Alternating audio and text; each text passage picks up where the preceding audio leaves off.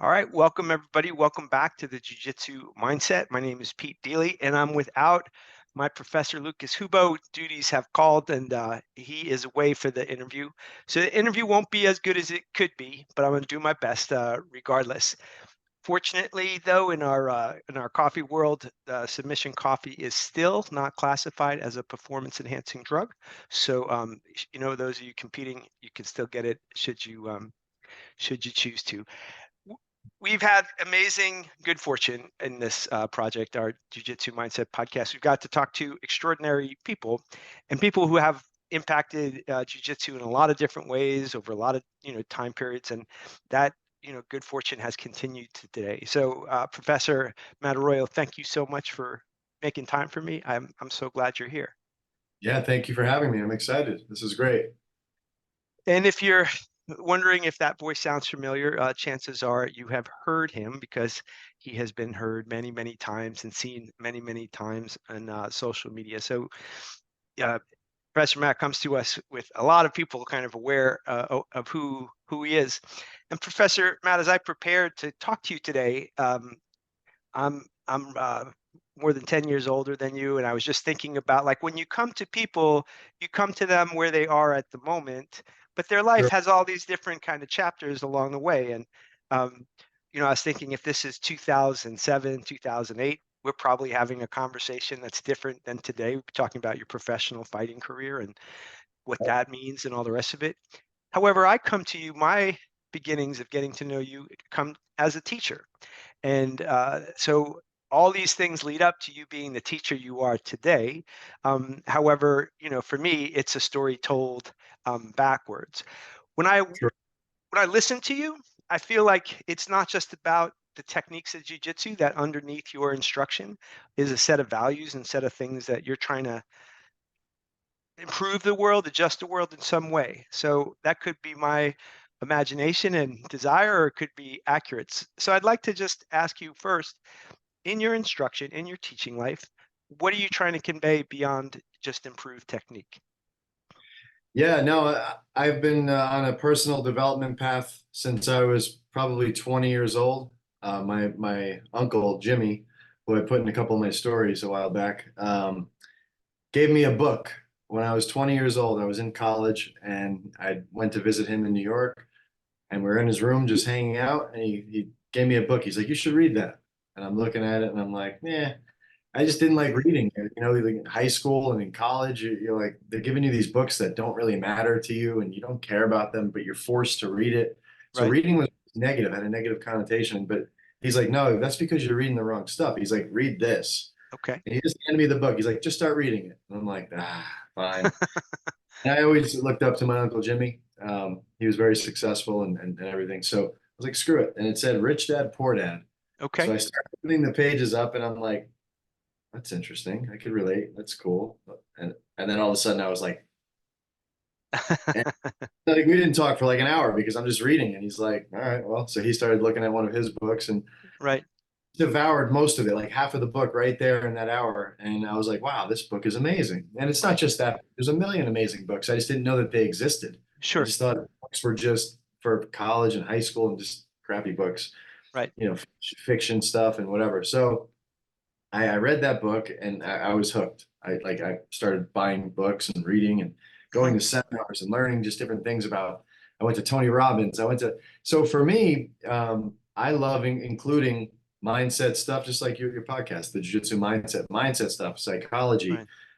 um, ways to make your life better, health. I love health and fitness, like Right. any, like the Andrew Huberman podcast, like anything that you could tell me that's going to make me healthier or better or perform better. So I Right. just take everything that I've learned over the years, between, marketing, sales, health, fitness, motivation, psychology, how to be a better person, Hmm. values, all that. And I try to add that into my teachings, and hopefully that's helping a lot of people. So it's not just jujitsu. Jujitsu Yeah. is just a vehicle to spread everything, even my faith. Yeah. I'm a Christian. Anything that I could make your life better through jujitsu is how I'd like to do it. Even if it's just a 1 minute YouTube video or Instagram video. Right. You're a gifted teacher. You have a, I would, I can, like all of us, I consume plenty of social media, and you have a great way of distilling an idea down to its essence in an elegant manner. So that way, the time that's spent listening, every part of that time is useful time, which I think is not easy to do. And it's a type of discipline that is informed by lots and lots of reps, that you didn't probably didn't start there. Um, Definitely. I'm curious about, like, you talk about your time as an instructor, and I ask you that, you kind of give me a response that your time as a learner, that you opened your perspective at a younger age to things that you might not have otherwise thought were important. Um, Sure. when you think about before that, the Professor Matt, before that book and that experience, inside of you, were there uh, did that exist and you just didn't realize it was there, or was your focus so narrow because you were developing as a professional athlete? I mean, those things take such focus. So was it Yeah. there, or did it sort of blossom in a moment? Sort of like an epiphany. There was, and again, I don't know why Uncle Jimmy always plays into this. Maybe, Mhm. I've looked up to him a lot and I still do. Um, so when I was, I would say 14, 15 years old, I kind of started getting with the wrong crowd. And Okay. I grew up in a small town, so the wrong crowd to that small town is nothing compared to the wrong crowd in like a real city. Okay. Uh, but again, they were smoking weed, they were drinking, they were just not studying, not doing the high school thing. They were doing the fun thing, right? So Okay. I got to that crowd, started doing those things, and I was in ninth grade. I remember I failed every subject except gym class, right? Because Okay. I'm an athlete, I love that kind of stuff. Sure. And in my head, I didn't care. I was like, whatever. And I Yeah. don't know where that came from or why. I think it was just I got caught up. And then one Thanksgiving, Uncle Jimmy, and I didn't get a whole lot of Uncle Jimmy. Uncle Jimmy came, he gave me Okay. his lesson, he'd leave. He was in New York, downstate, I was upstate, so it's 3 hours away. Okay. And he came up, and my mom had asked him to talk to me because I didn't think I was going to drop out of school, but I was going that way. And Okay. he came to me, and it was like a 5 minute, not even 5 minute conversation. And he said, like, what are you doing? And I'm like, "Man, I don't need school. I'm good. And, I don't know what I was going to do. I'll learn how to sell, or I'll learn how to do a trade or something. And he's like, okay, you could do that. But if you drop out of high school or you fail out of high school, one of the two, he's like, that's gonna set a precedent for your life. Like, it's the Yeah. first thing that you went to school since you were 5, and now you're gonna quit at the fin, with three Yeah. years left. Like, he's like, and do you want to make money? Do you want to be successful? Do you want to have Right. things in your life, do things? And that hit me. I was like, yeah, of course. And he's Right. like, well, if you drop out of school, you're gonna snowball into worse stuff, and you're just gonna. I don't know exactly what he said, but it made sense. And I was like, Yeah. okay, so what do I do then? He's like, you need to go to your teachers and you need to see what you need to do to, and graduate on time. I'm like, okay. And some light bulb, and some people, it takes the right person at the right Yeah. time to say something to you and speak into your life. I'm getting goosebumps. And Yeah. Yeah. yeah, then you just, so literally, I called two of my friends who I've hung out with and was doing the bad stuff with, and I was like, dude, I Sure. can't hang out much more. I got a plan. I'm gonna do this. And they're like, all right, whatever, cool. I went to all the teachers that I failed the grade, and I said, listen, I said, what do I need to do? I'm graduating on time. The year 2000, I'm graduating. Right. I'm entering 10th grade right now, and I failed all of ninth. So I was like, I want to enter 10th grade. What do I do? They're like, well, then you Right. got to double. You got to take 10th grade and ninth grade this year. You got to take 11th grade and 10th grade next year. And in Wow. your senior year, you got to do 12th and 11th. Okay. And I was like, okay, let's do it. And I told all the teachers, I'm on board. This is what I'm going to do. Right. I'm doing this, and they're like, okay, and they were so happy. Like, all right, this is great. We've been waiting for this. We're going to help you. And Right. they did. They were like rooting for me. I'm like, oh Sure. man. So I studied, stopped messing around. I stayed in, I didn't, and I got high honor roll every year, graduated on time. And it just sprung me into this, okay, what's next? And then, during that, I wanted to play baseball. Okay. In my head, my focus was get good grades and be in the major leagues. That's what I Okay. want to do. Played baseball. I played all through Little League. I was like a standout Little League guy, and then I stopped. And then junior year of high school, I went back in, and then by Okay. senior year, playing. And then I was like, all right, well, now I got to play in college. I'm not good enough Yeah. yet to make it to play in college. Where am I going to go?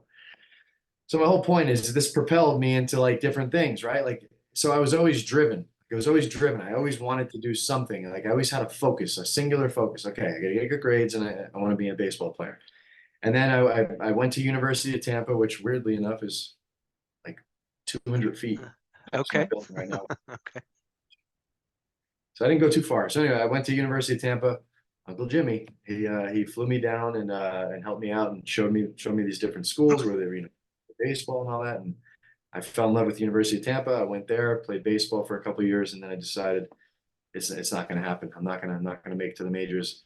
So I Okay. found something else. That something else. March 8th, 2003 was Brazilian Jiu Jitsu. So I'm Okay. coming up on 21 years next month. Oh my goodness. And so yeah, so I was always driven. I was always asking for jiu-jitsu. From that moment, Uncle Jimmy snapped me out of it, and I just from that moment on, I had some. I always needed something. Like, Yeah. what's next? I had Yeah. jiu-jitsu. Oh, I want my blue belt. I need my blue belt. Purple, brown, black. Oh, I need to win Abu Dhabi trials. I want to make it to Abu Dhabi. Yeah. UFC. It was fun because I had all these things that I was passionate about that I could work towards. And who Right. the hell knew if I was going to ever get any of it? But I was having fun in the process. Yeah. And then I saw my professor, Rob Kahn, and in 2005, and I was just watching, and I'm like watching the school, watching how he's teaching, and I'm like, this is what I want. I want to eventually, I don't care what I do. If I fight, if I go to Abu Dhabi, great. But my end game is going to be owning a gym, and I have to Okay. do that. And that Wow. was it. Like I was a blue belt. I remember I made the decision. I said, Rob, I know I'm only a blue belt. I know you shouldn't even be listening to me right now by me saying this, but I want to open a gym someday. Right. I was like, I want to do it around here, and I want to do it with your blessing, and I want to do it. We could be partners, whatever I have to do. So I let him know my intention. But again, the drive, I've always had something to focus on, something to work towards. And if I don't have that, I'm not like the happiest person. Like I need Yeah. something towards. Makes a lot So of sense. I mean, I will tell you though, when I listen to that, there's a lot of self-awareness in there that um, I mean, I think people can pull us in a direction. They can be a North Star to say, "Hey, go in this direction." But that North Star can only be the North Star in terms of a direction to go. The person that needs to go and put the effort forth to do that. And it seems like at a pretty young age, you discovered in yourself an ability to harness, all of that energy in good directions. And God forbid you had, harnessed that in the direction of the bad stuff, because you might have just escalated your way up to wherever, um, in a bad way, and instead, it becomes this extraordinary thing. When the clear and obvious affection that you have for your Uncle Jimmy, I have those figures in my life that when you say that, I think about who those people for me were. And then there are many people out there who don't have an Uncle Jimmy or somebody similar in their life. And I wonder, when you look at the influence of social media and like the aggregation of attention to, you know, all kinds of different people, but somebody with a bad message could be the North Star and heading in the wrong direction.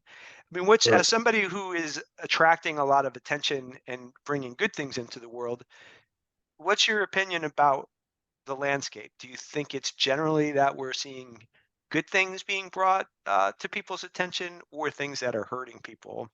I guess in Yeah. general, and if you could talk about jujitsu in particular, I'd love both perspectives. Yeah, I mean, I talk with my wife about this a lot. We're always like observing the world and seeing what's going on and making opinions about it, obviously. But I think there's more good than anything.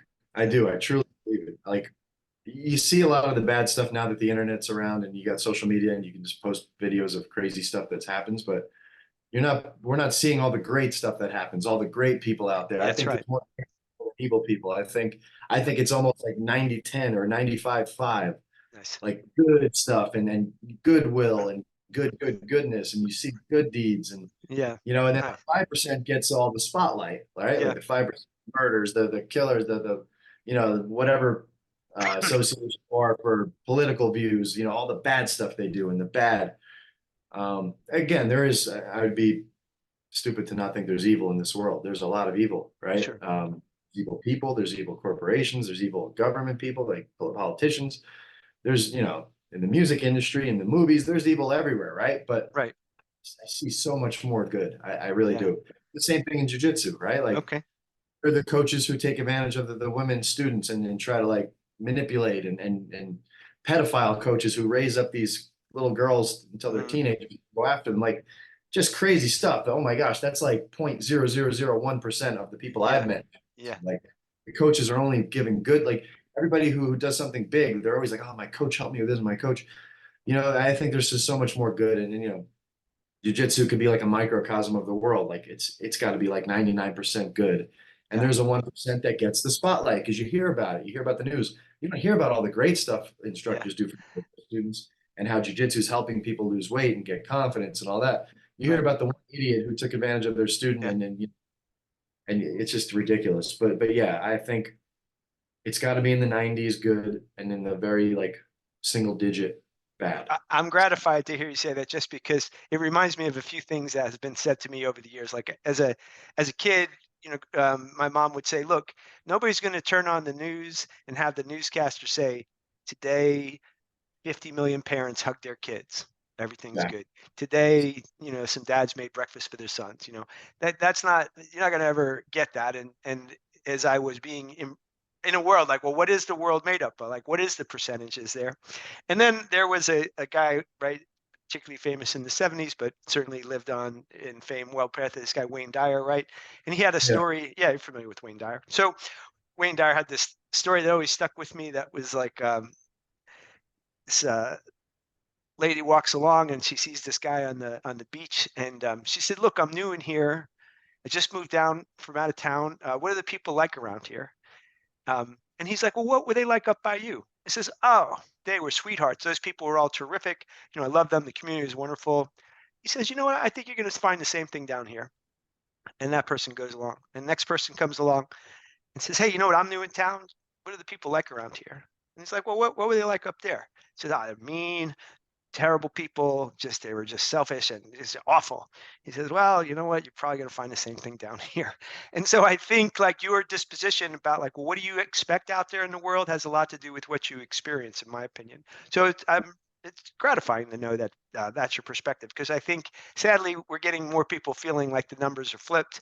Um, because for me as I've got a blended family of 5 children that are 13 to 28, and so my concerns as a parent there are a lot of different areas of life that I have to think about, and sometimes I wonder, is the world more dangerous or is it just presented as more dangerous out there in the world, particularly 4 to 5 kids of girls.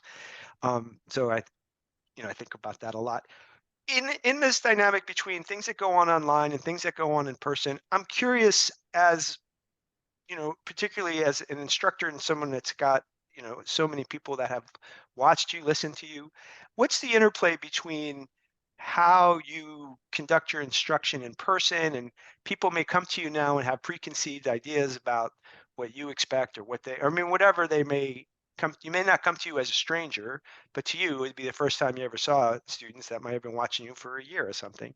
I'm curious like how that dynamic has changed your coaching life, business life, all of that stuff. Not fully understanding the question. So I So would imagine like it seems to me you've been teaching for a very long time, right? And in yes, the early parts of teaching, it seems to me that you wouldn't have quite the notoriety that you have now, and that that's it. I'm guessing that things are different by virtue of the fact that millions of people watch what you Yeah, say versus the early days. got it. Yes. For me, nothing's changed really. Oh, okay. I mean, as far as like the way I talk to people and teach and instruct, it's crazy I mean, I was on the Ultimate Fighter, right? I did the Yeah. UFC thing, so I got some notoriety then. And then like I would say a couple years after when I was not in the UFC, just leveled off, right? And then Hmm. last year I started posting more stuff online and we grew the online following. Yeah. And now more people know who I am again. It's like a new generation of grapplers know, the people who watched me in '07 to '09 when I was fighting in the UFC and doing all that stuff, Right. now if they kept training, they're now black belts, all of them, right? That's Sure. 15 years ago, whatever that is. But now this new generation of white belts and blue belts who are watching that's mostly who honestly who watch me, I believe, is white and blue belts. And it seems like a lot of them are a little older, for jiu-jitsu, not old, but like I would say late 40s, 50s, 60s who are just starting jiu-jitsu. But no, man, nothing's on my end. Of course, more people are seeing me now, and the messages are amazing. You know, I get people actually coming into the gym. Hey, I watched you on Instagram. I watched you on TikTok. This is amazing. Right. Nothing changes here, brother. So I welcome everybody. It's amazing. Yeah. Like it's humbling. It's really cool to know that people are liking what I'm doing and I'm providing value to more people.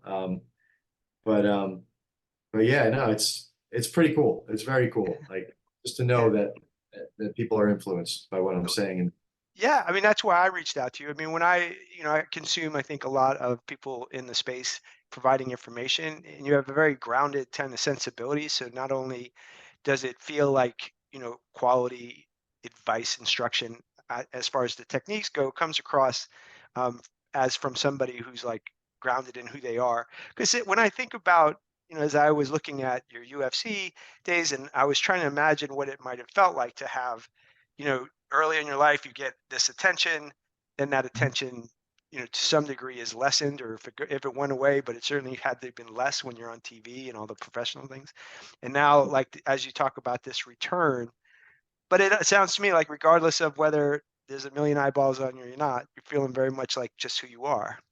yeah, because when you own a gym, and we have a pretty successful gym, right? There's 500, 600 families here and students who train here. So I always feel like eyeballs are on me no matter what I'm doing, right? Because Yeah. here and I talk to all the Yeah. parents, I talk to all the students, and so it's like that's my world, right? And then I leave that world and I'm out in the street and with my family and doing my thing, and it's just nobody knows who I am there, right? And then Right. so yeah, but now lately, you guys got to understand, I went from 3,000 Instagram followers in July of 2023 to now 300 at the time of this recording, 330,000 followers, and it's going up by about 1,500 every day. So now, yeah, like even when I'm out on the street, some people like we went to Yeah. Disney World the other day, and two people were "You're the jiu-jitsu guy." Yeah. My wife and my kids are laughing, and I'm like, "This is crazy!" Like, you're the one on TikTok, right? Like, I'm like, "Yeah, I guess so." We went to the fair the other day. Some police officers came up. My wife was like, "Is he in trouble?" And they're like, "Oh man, we watched you, and we train. We train at the school over here." Oh, wow. I'm like, "It's incredible." So little stuff like that is really the only thing that's really changed. Other than that, man, I got my students here. I Yeah. got my people. We film the videos. I got my courses, the Yeah. Jiu-Jitsu Lifestyle.com, where we sell all the courses and stuff. Yeah, man, it's all the same though. Like it's very cool that this is happening, especially so quickly. Yeah. And it's only 6 months, right? And now Amazing. you get celebrities that are following you now, which is really Yeah. cool. The latest one just yesterday, and just very random. There's a girl, an actress named Mira Sorvino or Sure. Sorvina. Have you heard of it? Oh, Yeah, yeah. when I was 18, 17, me and my sisters would watch this movie called Romeo and Michelle. Yeah. I was gonna Yeah, say, yeah, yeah. yeah. And I was like, there she is. And now she saw the video of I said the one choke every woman should know, and she liked it, and she started following me. I'm like, this is just crazy.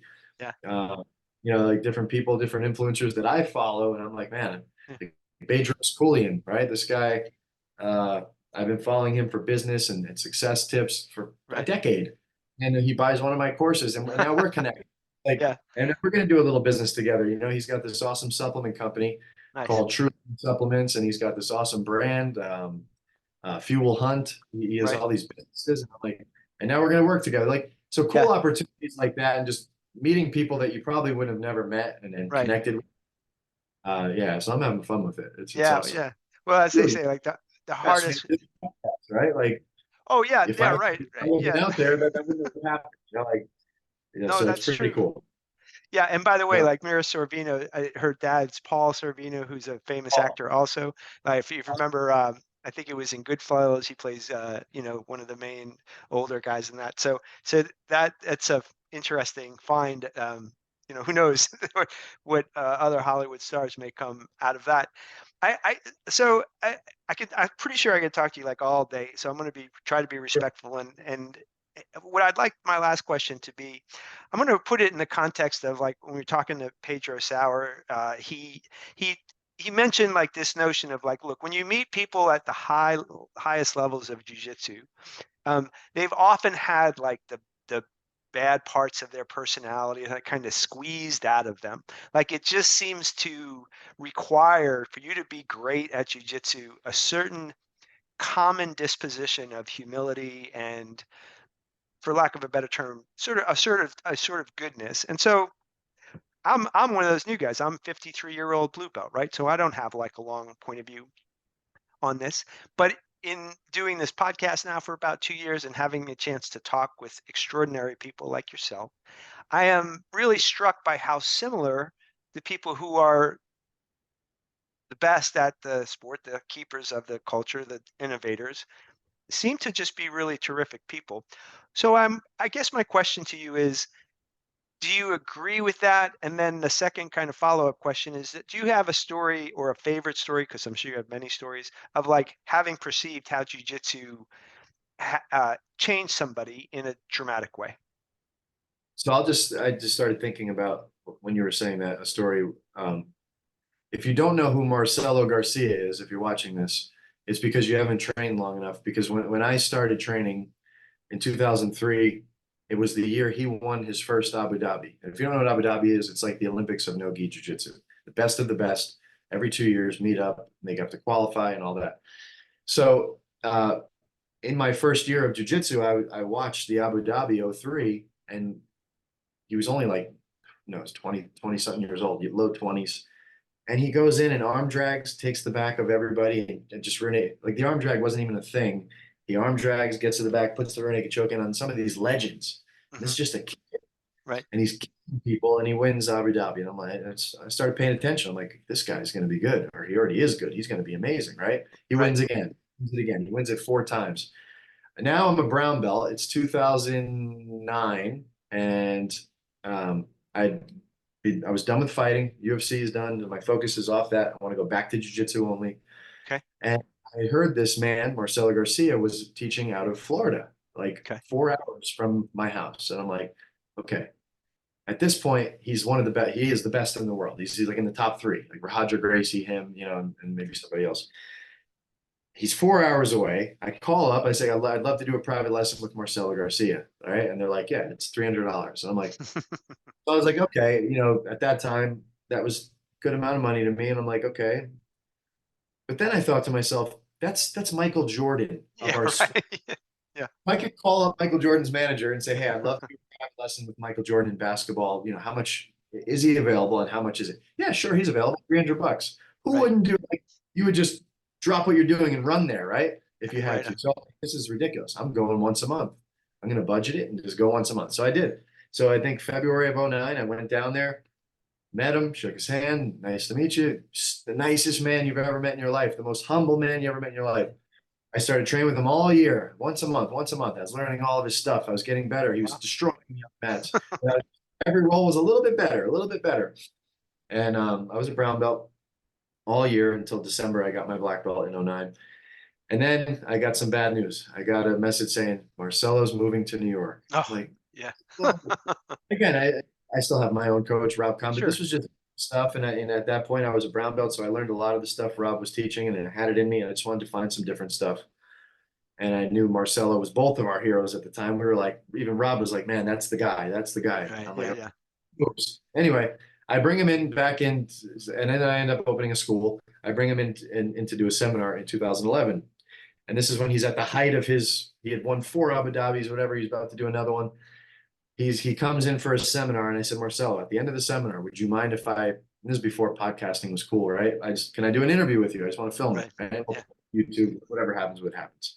He's like, sure, yeah, of course. So if you're watching this, you should go to YouTube and type in Matt Arroyo, Marcelo Garcia on YouTube, press enter, and you'll see the podcast I did with him, or whatever the Oh, interview. It wow. was like 20 Yeah. minutes. It's full of knowledge, full of nuggets. And it's just more like me fanboying out and asking him every Yeah. question that I wanted to know, right? Yeah.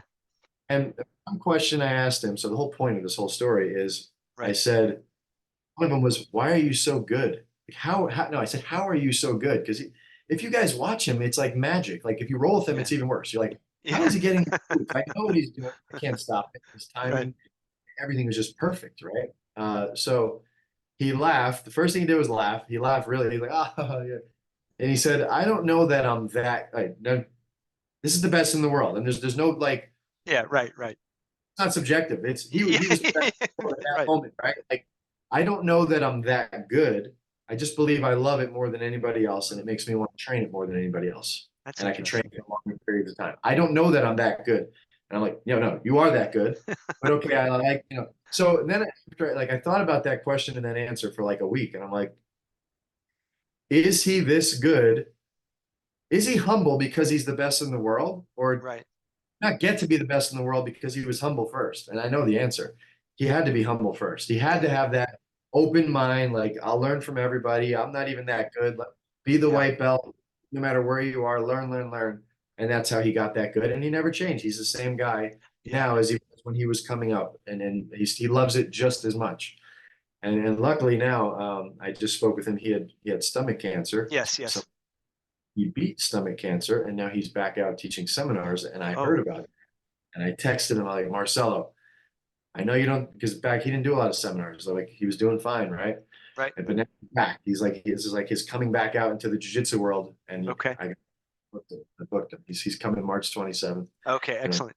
Well, we would so like to excited. talk. It goes without saying, we would love to talk to him. So should he be up for a conversation? I'm sure he gets that every day, but we would. Reach out to his wife. She's the one that handles all of his stuff. And if Uh, yeah, I'll give you her email, and you can email her and see if he's up for it. But he's the best guy ever, and I respect him even more now.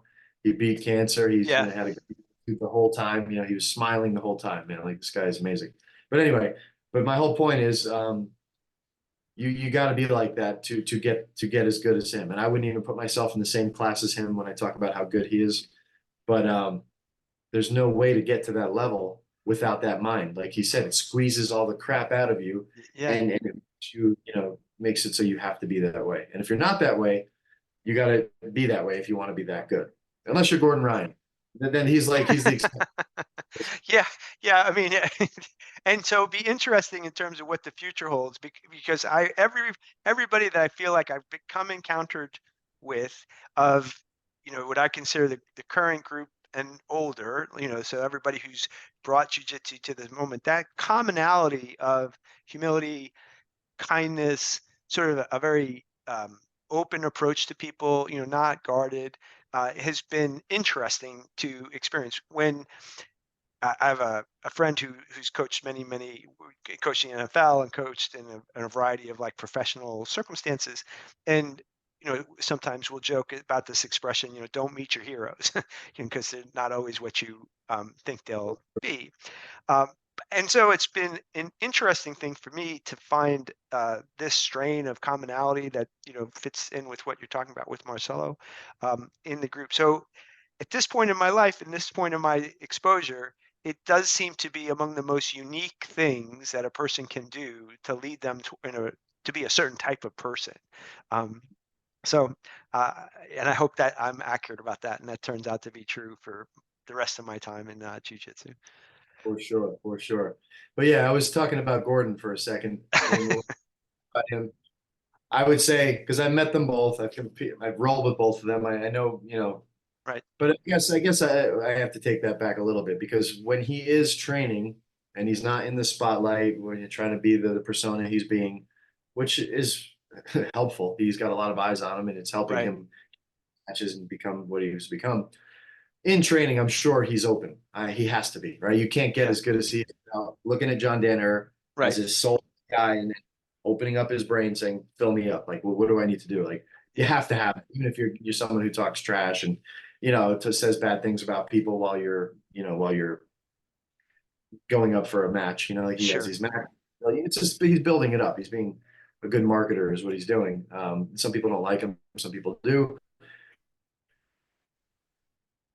Like him, who you watch him talk trash and you watch him say these things where you're like, oh my gosh, I can't believe he said that. Right. Guaranteed, when he's in class, he's listening, he's paying attention, he's taking it in Yeah. because you don't get that good without being humble in that sense. So Yeah. Yeah. And I don't want to presume to say I know what he's like by any way, shape, or form. But there are times when I read certain things that come out of his mouth where that strain of the same things that we're talking about in Marcelo Garcia seems to exist there too, which just sim- begs right. It just begs the question to me, you know, there's something about jujitsu that's just different than other types of things. We had a professor named Jason Hawkins. He wrote a book called The Light on the Gentle Art. And his whole life is revolved around training and teaching from the beginning. And, you know, that the nature of the combat nature of the sport, the intimacy of, you know, you can't get better without the trust and partnership of the person you're training with. Just, you know, brings to the table something that isn't present in other places. I've never played at professional level of anything, but I played like collegiate soccer, and I've done a few things that I've been in that some of those communities along the way. Um, and when I think back on my little touches of those different communities, they all kind of had something identifiable. You know, like the soccer group, there was a soccerness to that group where, you know, CrossFit had a CrossFitness and endurance athletics and so on and so forth. Um, so, I mean, it just seems that values come out of the discipline, and those values end up being shared, which they're shared because they help you, or they're not adopted, and then those people I find just leave in general. So, well, anyway, I No, appreciate you telling that story. What's that? yeah, they don't make it. If you're a Yeah, jerk and you come in and you see no one else is a jerk and we're all just trying to get better, they either conform to like becoming a better person or they leave because they don't feel comfortable and they're not wanted there. yeah, Like they feel it. Like, this isn't for me. I'm this way, and these guys are all, I don't know what they're doing, and then they yeah, end up leaving. So yeah, crazy how like if you don't if you're not like this, you're gone. And I'm not right. kicking anybody out of my gym, They're but when they come self-selecting out. Yeah, tell like he's not going to make it. He's not going to yeah, last because he doesn't have that attitude. He's like just mean. Like yeah, it's not going to. yeah, yeah, And either they like, and I've seen people who are like that completely transform, and they're like, nah, this is where it is. I'm going to do this, and then they're yeah, better. They stop cigarettes. They stop all the yeah, crap. And you just become a better person, and it's awesome when you see that. But you can't really like pinpoint who's going to have that yeah. switch. You can Right. pinpoint who's going to be out. You're like, oh, he's not going to make it. Yeah. You know, he's got a terrible attitude. He's screaming at people in class. This is not going to happen. Right. So yeah, I think jujitsu has a way. Like I like what which is Pedro Sauer. He said it Yeah. Yeah. squeezes. Yeah. Yeah, Yeah, it really struck me just, you know, as somebody who's coming to the sport with less athletic capabilities than if I had come as a younger person. So I come to this with my humility is built in. Like you know, my wife's like, so you're paying money to have younger, stronger guys beat you up. Well, like that's to her eye, that's what this, you know, looks like. And I understand why it looks like that don't get because it. younger, stronger guys are basically beating me up every day. But there, I think about how it would have my approach to it had I been a teenager, a young man in their 20s, like it would have been an interesting difference. In some ways, I'm really grateful to come to it where at this point in my life, my body doesn't work in the way that my mind says, "Hey, go raise your arm." Well, that's what raise your arm looks like nowadays. You know, I mean, I'm working within very obvious limitations, and it's an exercise every day in like accepting what the limitations are and then finding solutions to those limitations, which plays in the rest of my life very nicely because there's not a part of my life where, you know, there Absolutely. isn't some limitation limiting something. I mean, it's cool finding it later, but can you just imagine if you learn this at 4 years old? Oh yeah. Like, I'm gonna give you an example. My kids, right? I have a Yeah. 10-year-old, 8-year-old, and a 4-year-old. My oldest is 10. He's a boy, Lucas, and he started training at 4 years old. Right. My 8-year-old started training at 3 years old, and my 4-year-old started training at 3 years old. In the Right. classes right here, not me. You know, I'll mess with them, do private lessons, whatever, here and there, but I let Right. someone else do it because I'm dad and I don't know anything. That's just Yeah. the way it is. Me, even though I teach your coach and he looks up to me and asks me for things like techniques, they don't get that. I'm just dad. I'm like, Yeah. whatever. Yeah. It can't be, whatever. So they've been training, right? So just imagine going through middle school, elementary school, middle school, high school, knowing that you could defend yourself, knowing that you could protect yourself, knowing if somebody picks on you or Right. bullies you, you'll only do it once. If they grab a hold of you, your Yeah. body's just going to do the right thing and get on top. And so if you knew that the whole time, you didn't have that fear, because I know people are so afraid to get bullied or afraid to get into a fight or, oh Right. man, so they let people say things and do things that they really don't want them to do because they're scared. They're always Yeah. scared. Imagine going through life not being scared. It's like every summer I have friends who are in their 50s, late 50s, and they have these teen daughters, and they're all about to go to college. So it's their last summer before college. They're 17, they're Hmm. 18. They give me I get the same call every summer. I already know what he's going to say. Matt, mind giving my daughter some private lessons, or could she jump in on some classes for the summer, right? Right, right. Months, Yeah, so that when she gets to college, she's going to be okay, and I don't have to worry so much about her going to parties and whatever, boys or whatever. right. I say the same thing. I think one thing, I say another thing. What I'm thinking is, you missed it, brother. It's too Yeah, late. yeah, And what I say is, listen, I'll do what I can, right? I'll give her some awareness details. right. I'll give her show Yeah, her some cool stuff, but it's not in their bodies. It's in If it's yeah, in your brain and you have to think about it, you will never do it when the time is right and someone punches you in the face or grabs you, brings you to the ground. It has to be in your body. So I have a female athlete named Erin Hart, okay. and at one point, she's #2 in the world. She beat Andre Galvao's girl. Wow. Man, I always forget this chick's name. Brazilian girl. Anyway, O- she beat her at who's #1, and Okay, she became the #2 spot. Right now, she's #2 in the world. okay. She's amazing. She's been training since she was 4. She's like 28 now, and she's a black belt, and she's about 155, 160 pounds, and she's just freaking solid Yeah, athlete. Um, she doesn't have to worry about anything, right? right. Like, if somebody grabbed her in an alley and threw her to the ground, they would be choked out within 30 seconds. Sure. She wouldn't have to think about it. She wouldn't have to be like, oh, what do I do? Do I grab too late? You're dead. You're raped. Yeah, yeah, Whatever right, it is, right, too right. late. You can't think. Your body just has to do. And the only way to make your body just do is to go to class every single week for years, Right. right? I hate like, I'm not going to be the instructor that sugarcoats and says, yeah, after a summer of lessons, you're going to know what to do. Yeah, you may know what to do, but your body won't do it in a real situation when it's fight or Sure. flight. Yeah. For me, I could be sleeping and someone could jump on top of me and I'm ooping them and I'm going to pass. Like, oh, because at 21 years of just doing Yeah, this and doing this, but it doesn't have to take 21. You could do 2 years. You do 2 years of it. You right. you get like blue belt with a couple stripes, or you get, I would really say, purple belt. You can get your Sure. purple belt. You could stop training, and in 20 years, someone grabs you, you'll probably still be able to do it. It's just in your body.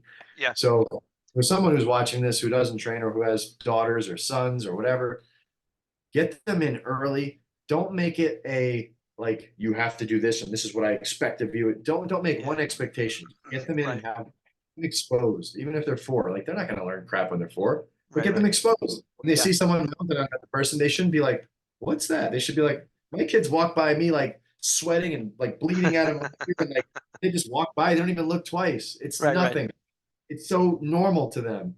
Yeah, Physical contact, like, you touch a kid nowadays and you shake their hand and you pat them on the back, they're like, oh, like, what did you, like, you yeah, could throw my kids on the ground and mount them and they're like, they're ready to go, right? Like, they've yeah, been tussled around so much for so many years now that, they're comfortable. And now they don't have to be a jerk because they yeah. already Sure. know they can do something. It's Yeah, like the guy who's like making, no money, but he wants to look rich and he's buying all this expensive stuff he can't afford to show that he's rich, but he's not. right. Where the guy who really is rich buys like a Ford truck and then just goes. Yeah, He yeah, knows he's got it. He doesn't have to prove anything, right? It's the yeah, same thing in jiu-jitsu. It's the same thing in fighting. The guy that's out screaming at people and making trouble, they don't train. They're right. not a boxer, a fighter, or a taekwondo. They don't Yeah, do jiu-jitsu. They're right. scared. They Yeah, they think they could do something, but really they're just terrified. So they're, yeah, they posture on everybody. And the second someone pushes them back, they're gonna be like, they're gonna run, right? Or they're yeah, drunk, they'll throw punches, but that's it, man. They're done. yeah. When you have this your whole life through school, you could be the bully, like, defeater. You could help Sure. people not bully. You could be an advocate for people who are getting bullied, and you can help them and Yeah, not be afraid of the bully, because you get the bully to the ground, you get the mount, it's over. right, Like, they're right. gonna break Yeah. it up anyway. No, Hands I not mean, easy. yeah, I mean, Hickson has that expression, right? Like, Hickson Gracie's got that expression, educated instincts, which is, reminds me of what you're saying here is that your body with repetition and time will know what to do if you give it instruction. Like, this is what you do. And I think just as somebody who came to this older, yeah, I would have loved to have started when I was 4, but for my fellow 50-plus-year-old guys, the best time to start was you in 4, second best time is today, so, and anytime training, I don't care how short it is, has its advantages to you. And I think carrying that physical comfort in the world, like, hey, I'm not in the same type of physical threat that I would be minus training is one thing. But I think for me, when I look at like, what are these kids going to take into the rest of their life is that, we use, everybody uses this expression, we like it, get comfortable being uncomfortable. That when things seem like they're impossible or there's nothing to be done, and then to have the experience of like, no, there's adjustments to be made, even when it feels like there's no adjustments to be made, just carries over into other things. So when I get so excited when I see how well run and how well attended our kids program is, because those kids are going into the world with a firmer grip on what they're capable of. Not just like someone pushing them around, but the world will give you plenty of challenges to make you feel off-centered, and you're going to need to ground yourself on things. So, well, Professor Matt, everybody in the world I think knows where your Instagram is, but for the 6 people who haven't yet followed you, where they go find you? Yeah, just go to Instagram / Matt Arroyo MMA. And you can go to mattarroyo.com if you want to check out some of the courses. I have an online academy where, because I get a lot of people reaching out to me, how, where are you? Where are you? How could I train with you? And obviously I'm in Tampa, but if you're Right, in Nebraska, it's not going to happen. So we made an online academy. Every class I teach, it's filmed. It's added to this site.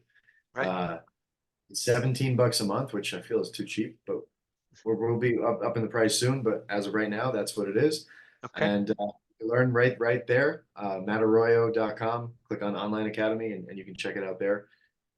Every roll that I have, because I'm teaching the moves, right? And then I right. use those exact moves in the rolling. So every roll I have is uploaded, put on. So it's kind of cool.